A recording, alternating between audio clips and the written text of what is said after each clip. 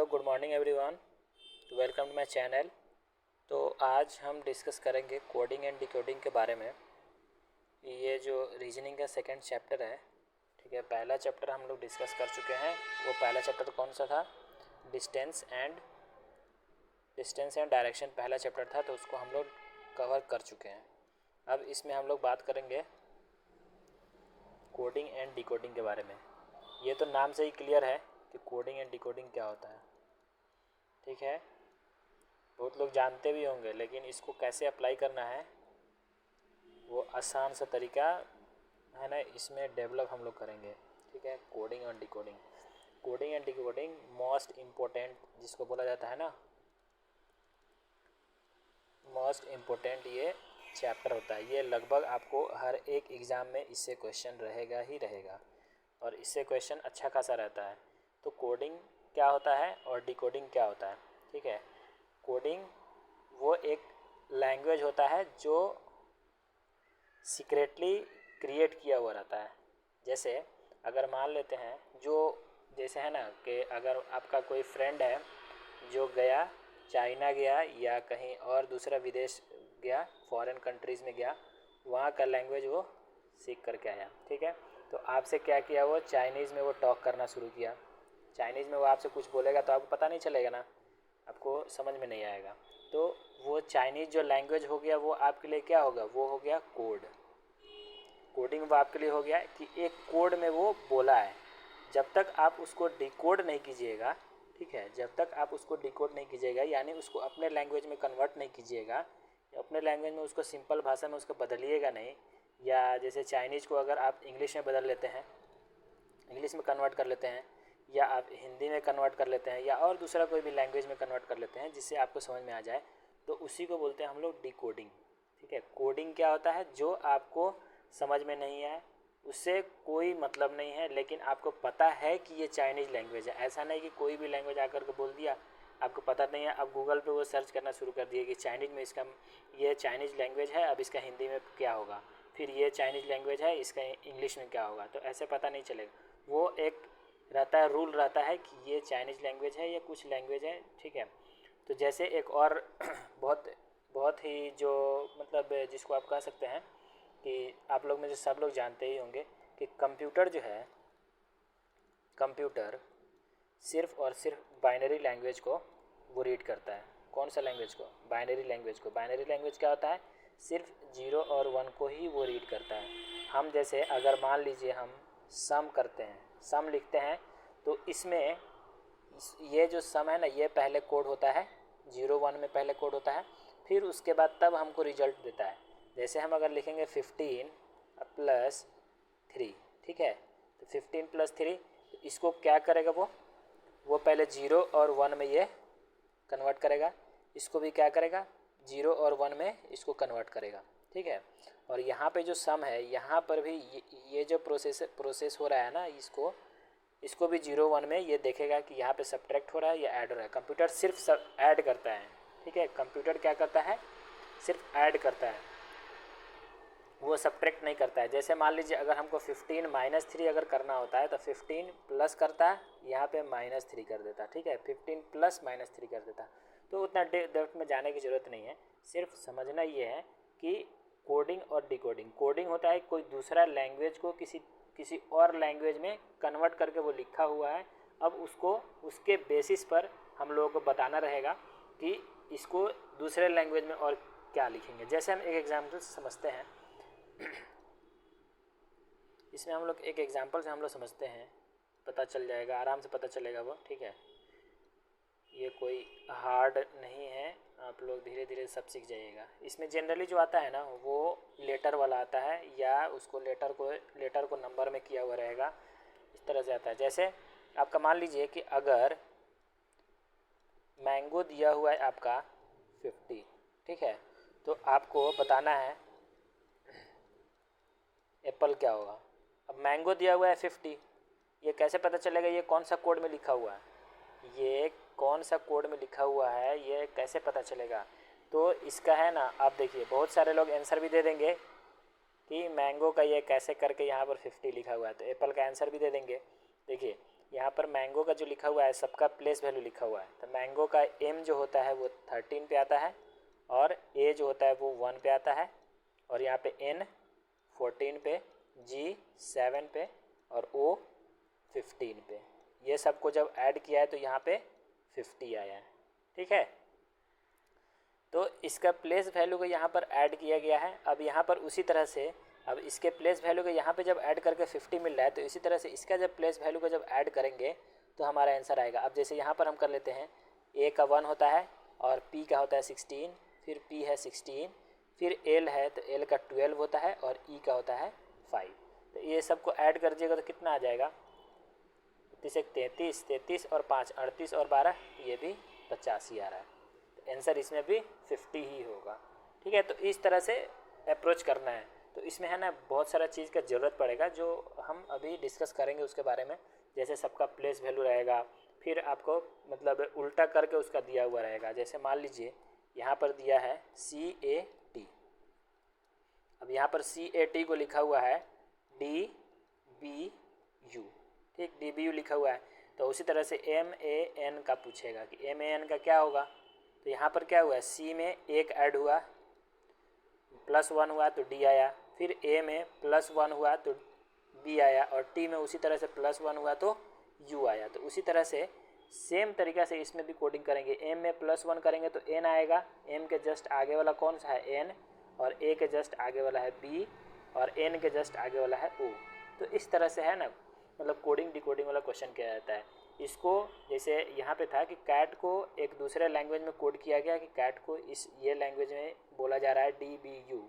तो MAN जो man है उसको इसी लैंग्वेज में ये कौन सा बात मतलब क्या बोला जाएगा, तो यहाँ पर ये बोला जाएगा। ठीक है, तो अब हम लोग इसमें कुछ इम्पोर्टेंट चीज़ें हैं उसको हम लोग डिस्कस कर लेते हैं।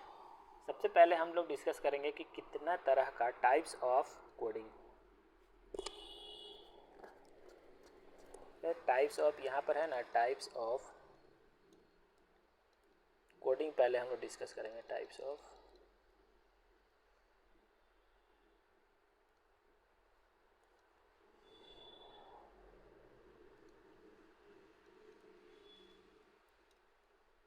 यहाँ पर लिखते हैं types of coding.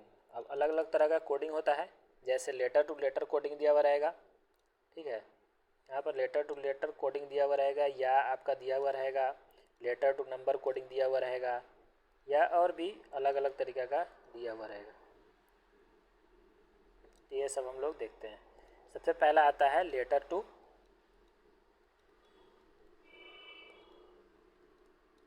Letter coding.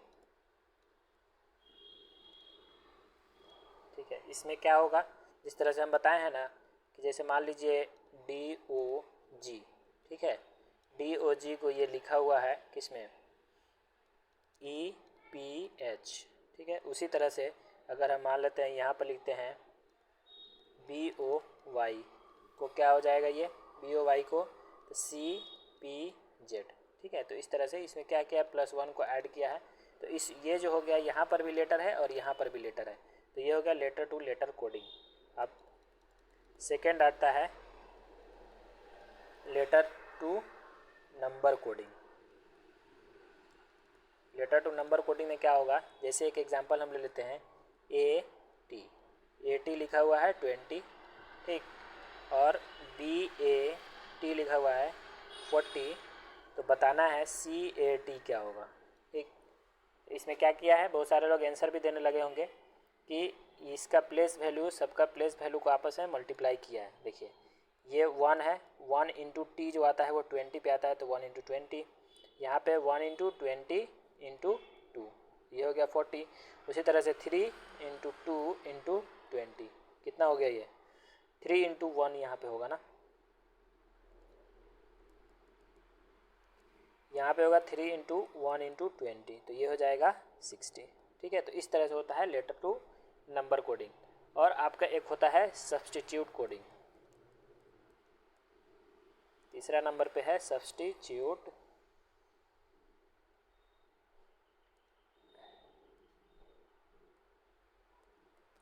Coding. Substitute coding में क्या होता है, जैसे इसमें होगा क्या कि अगर दिया हुआ रहेगा यहाँ पर रेड जो है उसको ग्रीन बोला जा रहा है, ठीक है, और ग्रीन को वाइट बोला जा रहा है, ठीक है, और वाइट को पर्पल बोला जा रहा है। तो यहाँ पर क्वेश्चन यहाँ पर पूछता है कि what is the colour of leaf, ठीक है, पत्ता का क्या कलर होता है, ठीक है। तो पत्ता का कलर क्या होता है, तो इसमें ऑप्शन दिया हुआ रहेगा यहाँ पर ग्रीन रहेगा, फिर सेकंड में रेड रहेगा, फिर थर्ड में वाइट रहेगा, और फोर्थ में यहाँ पर रहेगा पर्पल।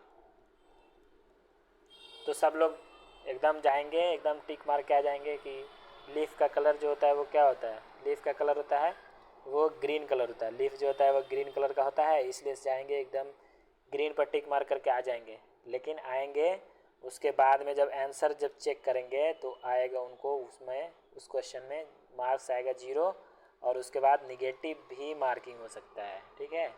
तो इस तरह से आपको हड़बड़ी में गड़बड़ी नहीं करना है, इसको पहले चेक करना है यहाँ से कि रेड को ग्रीन कहा जा रहा है, ठीक है, और ग्रीन को वाइट कहा जा रहा है। तो इसमें आपका कौन सा आंसर होगा, हमेशा जो है ना बाद वाला देखिए कि ग्रीन को क्या बोला गया है, ठीक है। तो ग्रीन को क्या बोला गया है, इसमें वाइट बोला गया है, तो आंसर ये होगा, ग्रीन नहीं होगा, ठीक है। What is the colour of leaf पूछा है, तो लीफ का कलर ग्रीन होता है, ठीक है, लेकिन ग्रीन को यहाँ पर क्या बोला गया है, यहाँ पर वाइट बोला गया है। तो इसी को हम लोग बोलते हैं कि ये होता है सब्स्टिट्यूट कोडिंग। अब इसके बाद अब आता है इसमें कि सेंटेंस कोडिंग। सेंटेंस कोडिंग क्या होता है कि इसमें है ना एक इस तरह का सेंटेंस दिया हुआ रहेगा, ठीक है, और यहाँ पर एक सेंटेंस दिया हुआ रहेगा, ठीक है। जैसे Sunita is a girl, Sunita एक लड़की है, तो उसका एक कोई कोडिंग लैंग्वेज में इसका दिया हुआ है का मा ला ना, ठीक है, इस तरह से दिया हुआ है। अब सुमन इज वाचिंग, तो इसमें ये दिया है, ठीक है, इसमें 3 लेटर है, 3 वर्ड है इसमें, तो 3 गो इस तरह से 3 गो दिया हुआ है, एम मा पा ता, ठीक है, इस तरह से दिया हुआ है कोई भी कोडिंग लैंग्वेज में। तो यहाँ पर पूछता है कि what is the code for is के लिए कौन सा कोड यूज किया गया है, ठीक है। तो आप इस सेंटेंस को देखेंगे, इस सेंटेंस को, दोनों को सेंटेंस को देखिए, और इसमें देखिए इसमें भी इज कॉमन है और इसमें भी इज कॉमन है, और उसके अलावा कुछ भी कॉमन नहीं है इसमें, ठीक है। तो आप देखिए क्या इसमें दोनों में कॉमन क्या है, तो दोनों में जो कॉमन है वही है। जैसे यहाँ पे एम ए कॉमन है, तो इसका आंसर क्या हो जाएगा एम ए, ठीक है, इस तरह से ये होता है। अब उसके बाद आता है कि एक होता है मैट्रिक्स कोडिंग। तो मैट्रिक्स कोडिंग मतलब पूछा जाता है लेकिन कम पूछा जाता है, तो उस पर हम लोग डायरेक्ट एग्जांपल देखेंगे मैट्रिक्स कोडिंग क्या होता है। जैसे मैट्रिक्स कोडिंग में क्या होता है ना, उसमें आपको हम बता देते हैं, ठीक है, इसमें हम बता देते हैं आपको कैसे होता है इसमें। जैसे यहाँ पे इस तरह से दिया हुआ रहता है,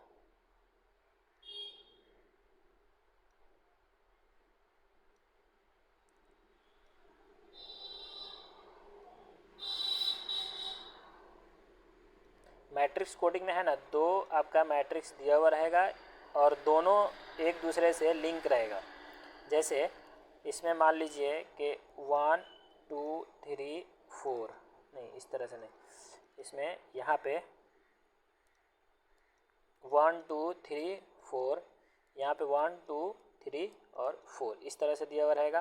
फिर यहाँ पे भी दिया हुआ रहेगा 1 2 3 4, 1 2 3 और 4, इस तरह से इसमें भी दिया हुआ रहेगा।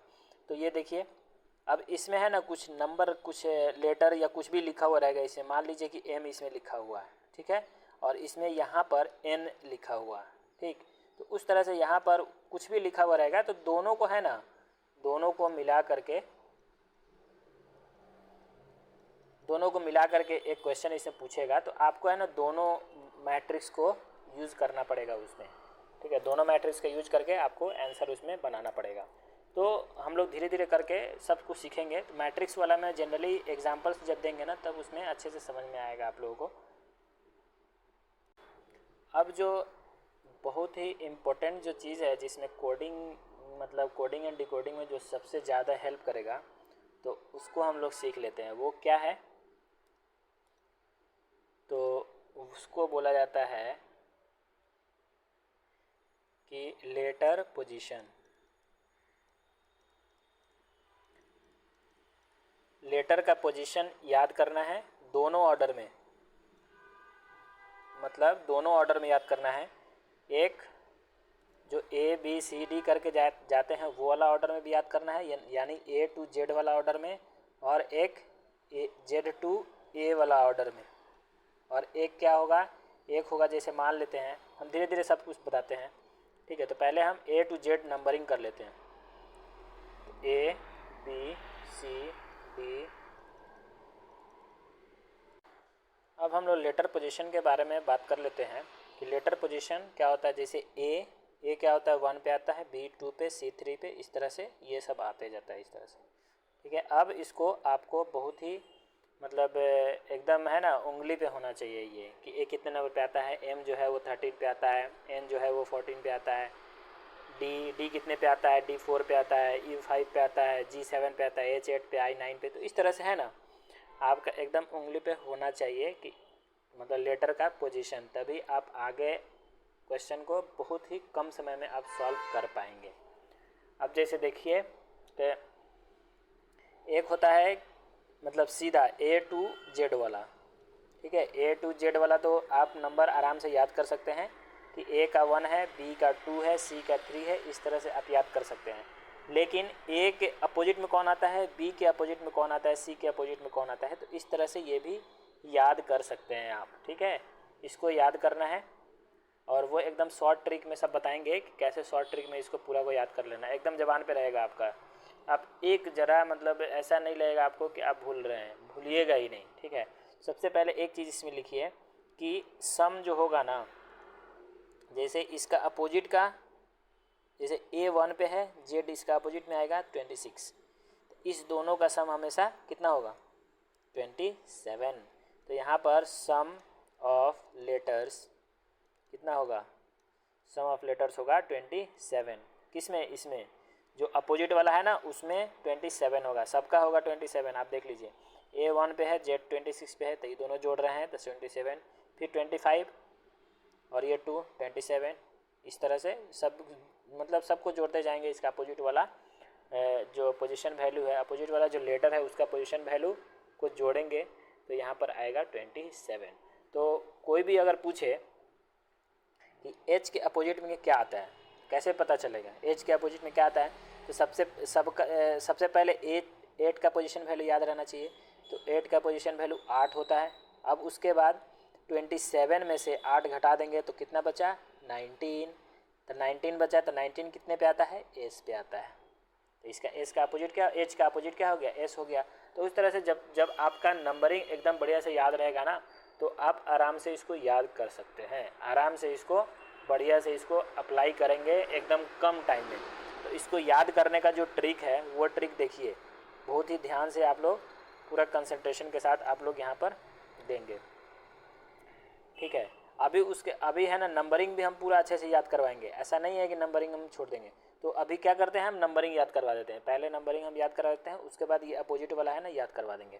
तो नंबरिंग में देखिए क्या होता है, नंबरिंग में ए बी सी डी, ये तो सबको पता ही है कि ABCD में कोई नहीं भूलेगा, कोई नहीं भूलता है, ABCD में कोई नहीं भूलता है।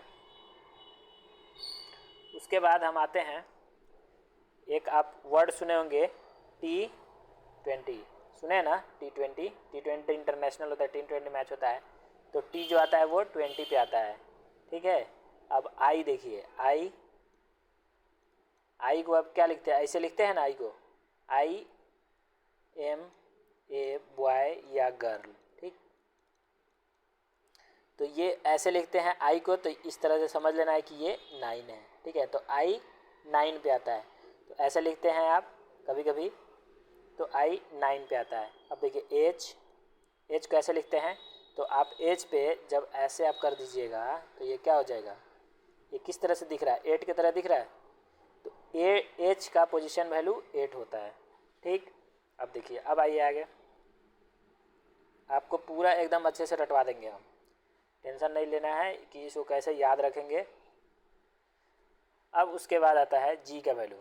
जी कैसे लिखते हैं, ऐसे लिखते हैं जी, तो इसको यहाँ पे कर देते हैं तो जी7 पे आता है। जी कितना पे आता है, 7 पे। सब लोग है ना, सब लोग बोलते रहिए, बोलिएगा तो आपको जल्दी से याद होगा। तो जी आता है वो 7 पे आता है।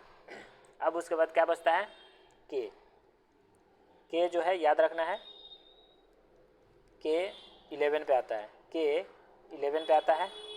अब एक देखिए यू और भी, ठीक है, इसको कैसे याद करना है, युवराज सिंह। तो युवराज सिंह का जब यूवी आया था टीम में, जब आया था तो उसका उम्र कितना था, 21-22 साल का था वो, ठीक है।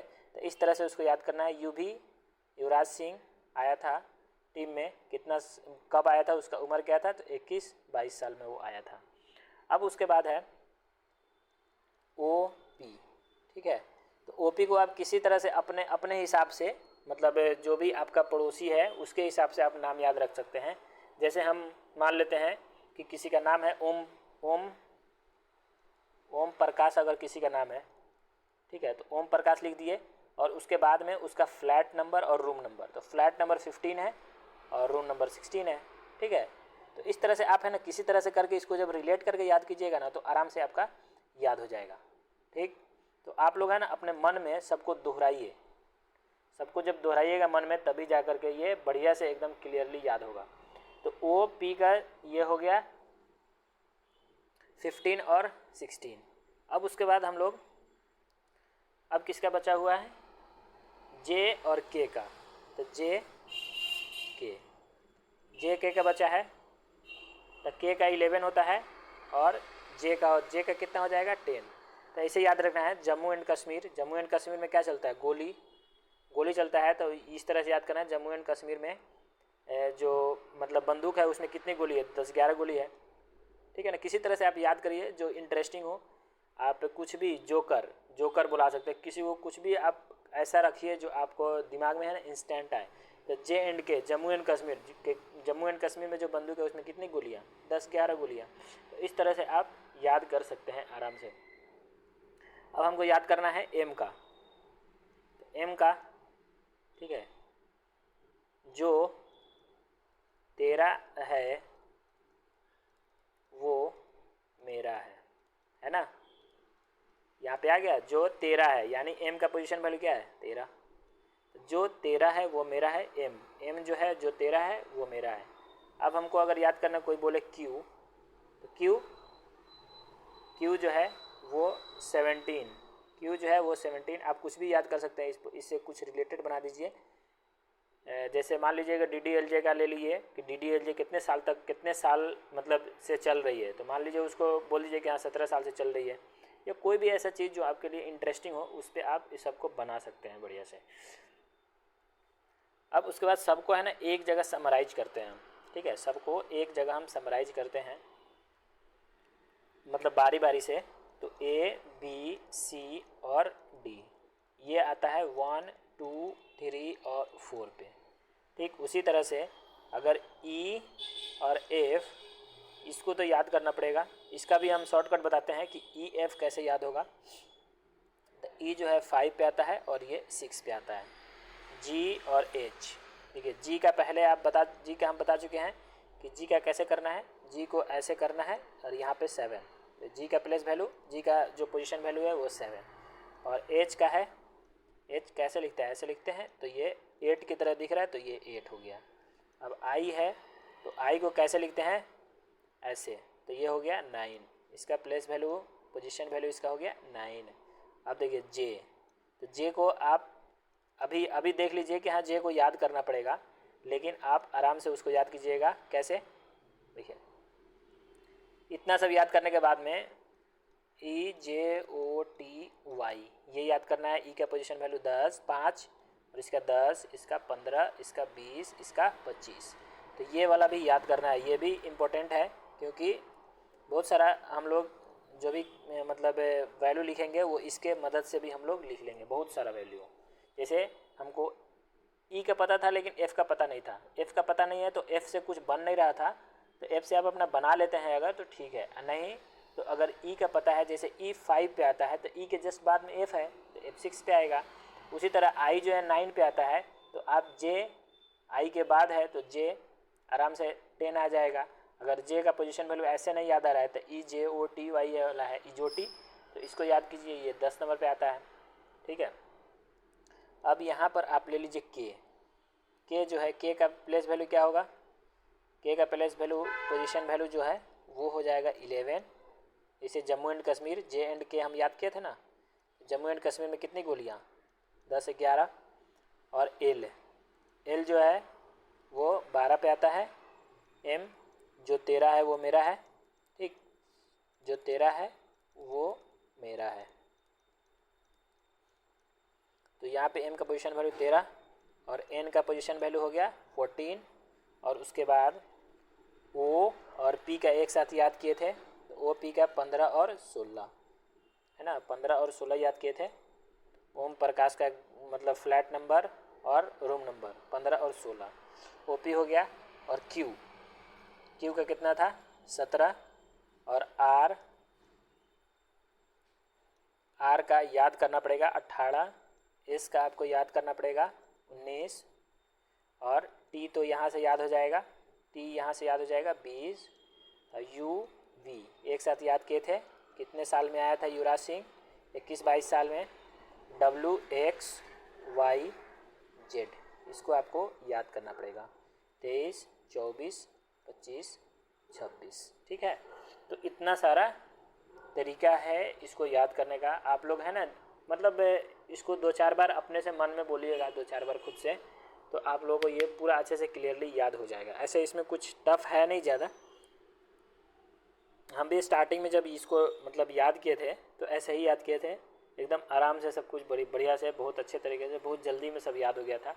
ऐसे ही मन में 2-4 बार 5 बार बोलते रहते थे तो याद हो जाता था। तो आप लोग भी है ना इसको बोलते रहिएगा कि जी जो है कितने पे आता है, जी 7 पे आता है, आई 9 पे आता है, एम 13 पे आता है, एन 14 पे आता है। उसी तरह से ओ पी, तो ओ जो है ओ पी मतलब ओम प्रकाश का फ्लैट नंबर 15 और रूम नंबर 16, तो इस तरह से याद कीजिएगा।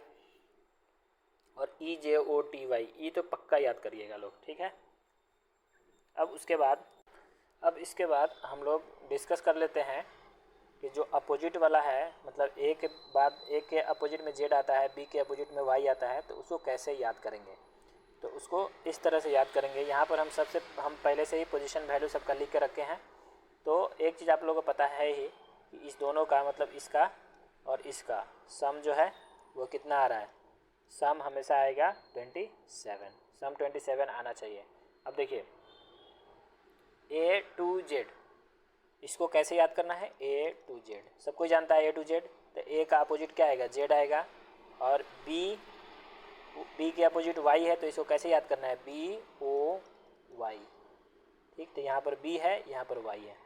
और उसके बाद सी एक्स का एक दवाई आप लोग पीते थे जब खांसी होता था, तो कोरेक्स सिरप पिया जाता था ना जब खांसी होता था। तो उसके बाद यहाँ पर डी डब्ल्यू से आप लोग बना सकते हैं इसको दूध वाला, ठीक है, दूध वाला इसको कह सकते हैं। तो डी का अपोजिट डब्ल्यू। अब उसी तरह से इसको जब कीजिएगा ई वी, तो आप लोग लिख सकते हैं LOVE। तो यहाँ से ई और भी है ना एक साथ आएगा, देखिए ई और भी आएगा, या इसको ऐसे भी याद कर सकते हैं इवनिंग, है ना, इवनिंग से भी याद कीजिएगा तो ई भी एक साथ आ रहा है, ई भी एक साथ आ रहा है यहाँ से भी। और एक चीज़ देखिए, लव एक ऐसा है LOVE जिसमें V और E दोनों अपोजिट हैं और L और O दोनों अपोजिट हैं। तो इसको है ना लव को एक साथ आप याद कर सकते हैं LOVE, लव L का अपोजिट O, V का अपोजिट E, यहाँ पर देख सकते हैं L का अपोजिट O। इस तरह से यहाँ पर याद कर सकते हैं, V का अपोजिट E इसमें आ जाएगा।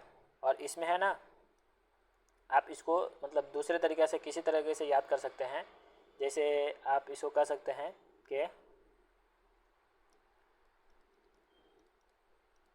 फादर अंकल, ठीक है, फादर अंकल इसको करके याद कर सकते हैं। अब जी और टी से आप याद कर सकते हैं इसको grand trunk road. Grand trunk road है, जानते हैं, जीटी रोड जिसको बोला जाता है, ग्रैंड ट्रंक रोड। तो एच और एस से याद कर सकते हैं, हाई स्कूल करके याद कर सकते हैं, हाई स्कूल। सबका हम बता दे रहे हैं, आप लोग इसको है ना 2-4 बार देखिएगा तो आराम से याद हो जाएगा। इसका आप लोग कह सकते हैं इंडियन रेलवे, ठीक है, इंडियन रेलवे कीजिएगा तो आई और आर दोनों अपोजिट है। और जे क्यू को क्या कह सकते हैं, जैक और क्वीन। होता है ना जो कार्ड होता है उस कार्ड में जैक और क्वीन दोनों होता है। और के और पी, इसको पी के मूवी से याद कर सकते हैं, पी के, ठीक है। और इसको LOVE वाला में याद कर सकते हैं, एल और ओ एक साथ आता है। और एम एन को तो आपको ऐसे ही याद करना पड़ेगा, जैसे मान लीजिए मंकी याद कर सकते हैं, चाहे कुछ याद कर सकते हैं, मंकी याद कर लीजिए MN से, M और N एक साथ आता है। तो सबका हम छोटा छोटा बता दिए कि कैसे इसको आगे आपको याद रखना है। तो A और Z अपोजिट में आता है, तो इसका मतलब है A to Z, BOY, ठीक है। CX का मतलब कोरेक्स सिरप जो पीते थे, तो CX एक साथ, DW यानी दूध वाला, और उसके बाद EV इवनिंग बोल सकते हैं, या इसको लव वाला VE इसमें आता है। FU फादर और अंकल, फादर अंकल में झगड़ा बहुत होता है तो इसलिए फादर अंकल से भी याद कर सकते हैं। चाहे आप कुछ भी और दूसरा चीज़ अपना बना सकते हैं जिससे आपको आसानी से याद रहे। GT ग्रैंड ट्रंक रोड, या और भी कोई टावर हो उस तरह को आप ले सकते हैं, जैसे high school, Indian railway, jack queen, या और इसको PK, लव को LOMN से, मंकी को आप बोल सकते हैं, ठीक है। तो हम लोग इस पे बेस्ड है, बहुत सारा क्वेश्चंस डिस्कस करेंगे इसमें। तो हम लोग क्वेश्चंस डिस्कस करते हैं, उसके बाद यहाँ तक थ्योरी कंप्लीट हो जाएगा। अब नेक्स्ट जो वीडियो में उसमें भी हम लोग क्वेश्चंस डिस्कस करेंगे। तो चलिए क्वेश्चन डिस्कस करते हैं इसमें। तो हम लोग ये 3 क्वेश्चन है इसको डिस्कस करते हैं, जो पीछे हम लोग पढ़े हैं ना उसी के बेसिस पे ये तीनों क्वेश्चन हैं।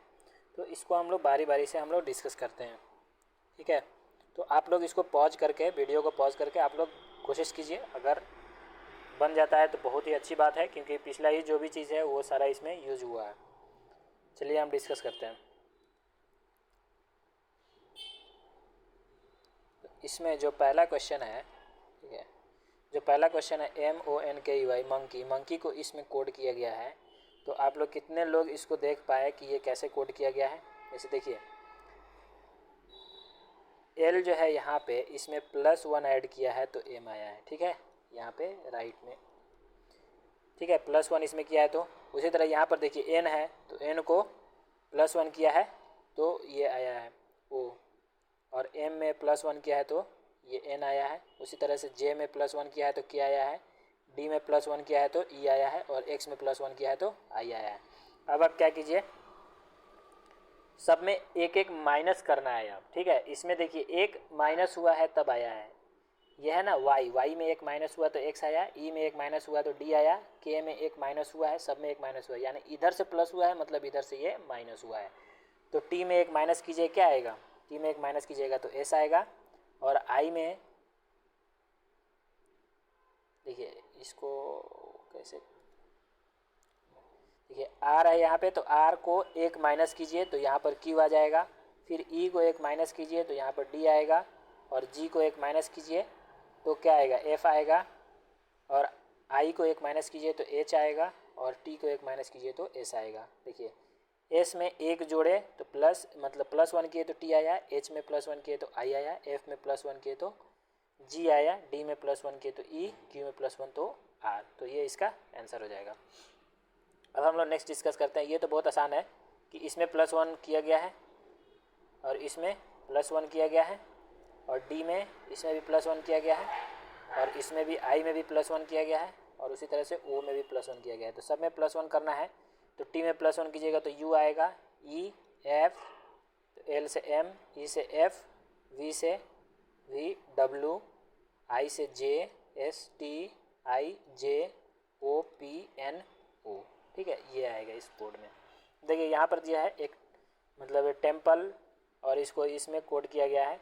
तो यहाँ पर आप लोग गौर से देखिएगा तो ये क्या लिखा हुआ है, ये इसका अपोजिट लिखा हुआ है, जी टी अपोजिट होता है ना, तो जी टी अपोजिट लिखा है। और ई, एक मिनट, यहाँ पर कुछ क्वेश्चन लग रहा है,